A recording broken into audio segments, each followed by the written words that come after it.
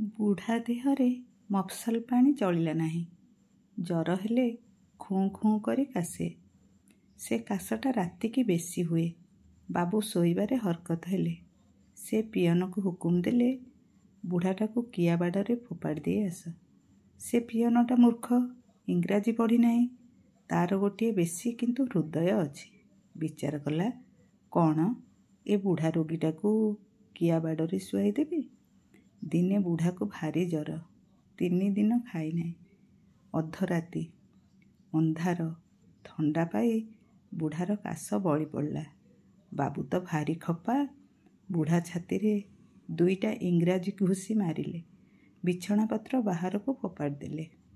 ବୁଢ଼ା ଗାଁକୁ ପଳେଇଲା। ପାଖରେ ଥିବା ଖୁବ୍ ଭଲ ଲୋକଠାରୁ ଶୁଣାଯାଇଛି, ଗୋପାଳବାବୁଙ୍କ ମନ ସେହିଦିନଠାରୁ ବଡ଼ ଖୁସି।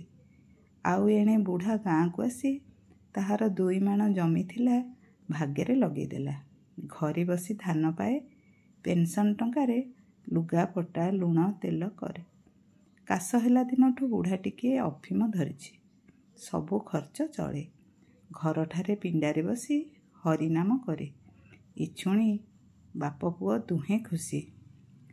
ପରର ସୁଖ ଦେଖି ପାଠକ ମହାଶୟ ଖୁସି ହୁଅ। ସାଙ୍ଗମାନେ, ଏଇ ଗପଟି ଆମେ ପଢ଼ିଲା ବେଳେ 8ମ ଶ୍ରେଣୀରେ ପଢ଼ୁଥିଲେ। ଏ ଗପଟିର ନାମ ମନେ ପକାନ୍ତୁ। ଆଉ ହରିସିଂଙ୍କୁ